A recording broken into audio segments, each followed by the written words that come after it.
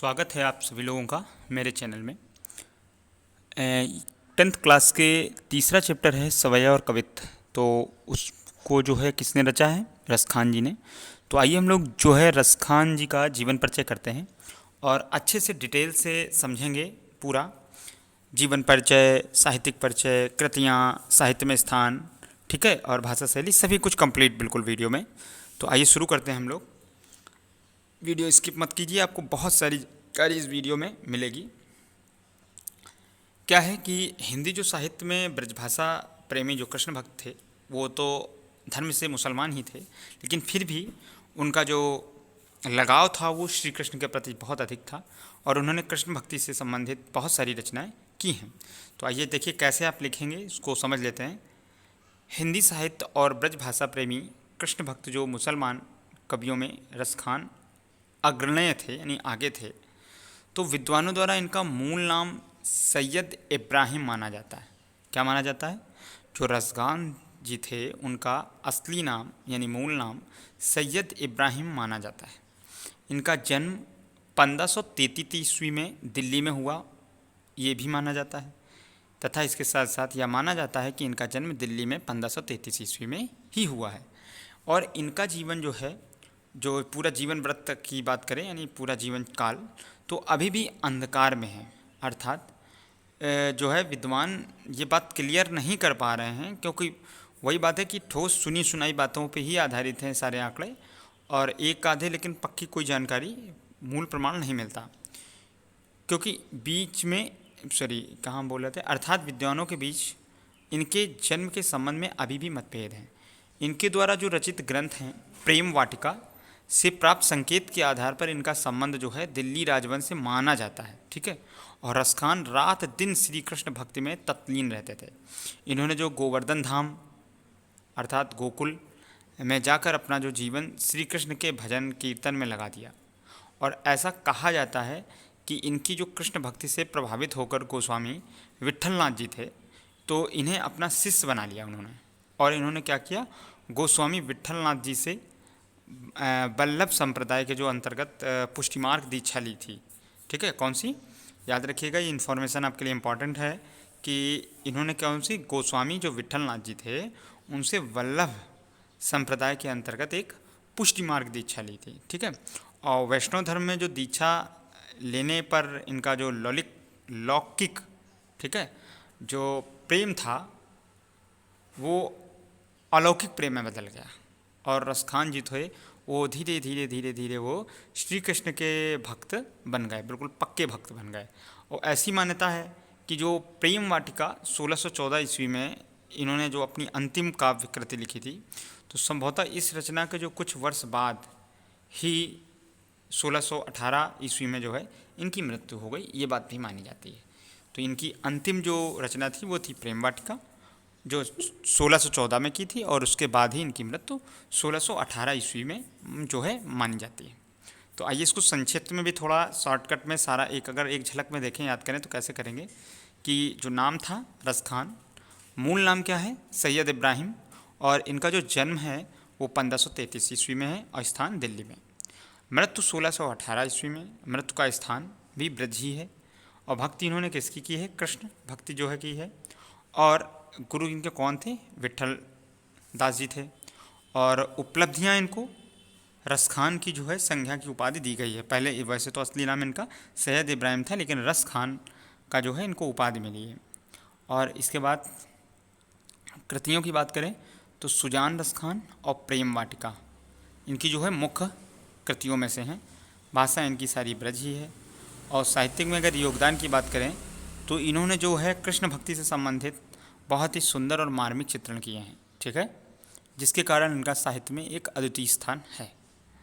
तो और आगे जरा आप साहित्य में स्थान की बात कर लें, साहित्यिक परिचय की बात कर लें, तो साहित्यिक परिचय में क्या करते हैं कि जो रसखान ने श्री कृष्ण की भक्ति में पूर्ण रूप से अनुरक्त होकर अपने काव्य का सृजन किया है, तो अरबी और फारसी भाषा पर इनकी बहुत अच्छी पकड़ थी।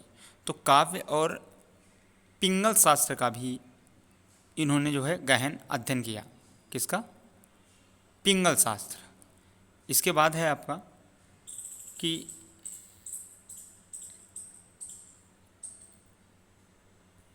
पिंगल शास्त्र का भी इन्होंने अध्ययन किया। उसके बाद ये अत्यंत भावुक प्रवृत्ति के थे। कैसे थे? भावुक प्रवृत्ति के। तो संयोग और वियोग दोनों पक्षों की अभिव्यक्ति इनके काव्य में देखने को मिलती है। ठीक है, श्रृंगार रस जिसमें वियोग और संयोग दोनों प्रवृत्तियाँ आपको देखने को खूब मिलती हैं। कृष्ण के जो प्रति अनन्य प्रेम है, बहुत सारा, अनंत भी बोल सकते हो, अनन्य प्रेम है, तो ने ही इनको जो है कवि की एक पहचान दिलाई है।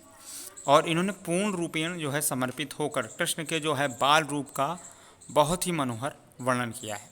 ठीक, और यौवन के जो है मोहक यानी आकर्षित करने वाला जो रूप था वो उनसे संबंधित इन्होंने अनेक कविताएं लिखी। और काव्य में जितने भी सौंदर्य गुण होते हैं उनका इन्होंने सभी का प्रयोग किया है कविताओं में, यानी रस, छंद, अलंकार, उन सब का इन्होंने किया है। और सरसता और सरलता और मधुर इनकी जो है काव्य की तो बहुत ही विशेष जो है वो विशेषता रही है। ये तो इनकी जो हर आपको रचना में जो सरसता है, सरलता है और जो माधुर्य है, ये गुण जरूर देखने को आपको उनके हर कृति में मिलेंगे। तो अब कृतियों की कुछ बात कर लें। महत्वपूर्ण कृतियाँ ही हैं इनकी, जो दो ही इनकी उपलब्ध हैं। तो एक है सुजान रसखान और प्रेम वाटिका। तो जो सुजान रसखान है तो इसमें जो है कवित्त, दोहा, सोरठा, सवैये और 139 छंदों का संग्रह है। कितने का? 139 का। यह भक्ति और प्रेम विषय पर जो है एक मुक्त काव्य है, कोई पाबंदी नहीं है। और प्रेम वाटिका जो है इसमें केवल 25 दोहे हैं। कितने हैं आपके? 25 दोहे। और इस रचना में जो है प्रेम रस का पूर्ण परिपाक हुआ है, यानी रसखान की जो समग्र रचनाएं हैं वो कृष्ण भक्ति एवं ब्रज भाषा में जो है ब्रजवासियों से ही संबंधित और उनके प्रेम में ही लिप्त है। ठीक, ये इसमें जो है आपको प्रेम वाटिका में वर्णन किया गया है। तो इसके बाद फिर भाषा शैली की बात कर लेते हैं। तो भाषा शैली इनकी कैसी है? इनकी जो कविताओं में जनसाधारण जो योग्य ब्रज भाषा का ही प्रयोग हुआ है। और इसके काव्य में जो भाषा का स्वरूप है वो अत्यंत सरल और सहज है कि आसानी से कोई भी व्यक्ति उसको समझ सके।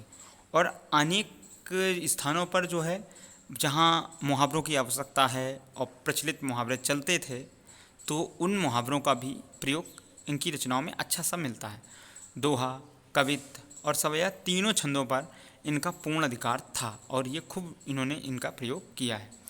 रसखान के जो सवैये आज भी कृष्ण भक्तों के लिए कंठार बने हुए हैं।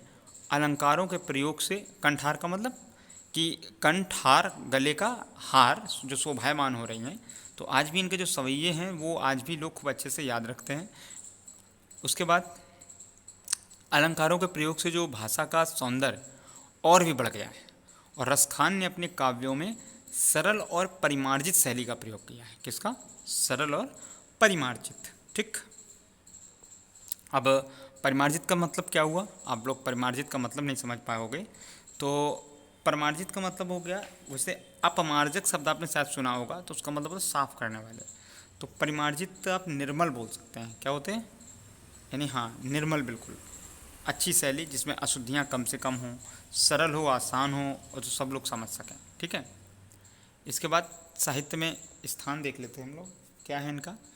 तो साहित्य में स्थान में आप क्या लिखेंगे कि कृष्ण भक्ति जो है, कृष्ण भक्ति कवियों के में जो रसखान का महत्वपूर्ण एक अद्वितीय स्थान है।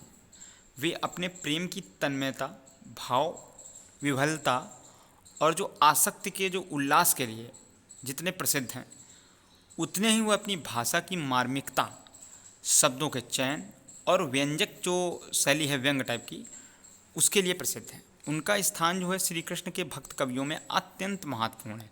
जितने भी कवि हैं जिन्होंने कृष्ण भक्ति की है उसमें इनका एक अत्यंत महत्वपूर्ण स्थान रहा है।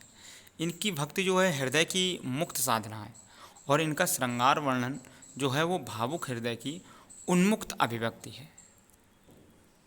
इनके काव्य, इनके स्वच्छंद मन के सहज उद्गार हैं। कैसे हैं? सहज उद्गार हैं। तो ये आप लोग अच्छे से लिख सकते हैं। तो इतना लिखने में ही आपका पर्याप्त काफ़ी मटेरियल है आपके पास।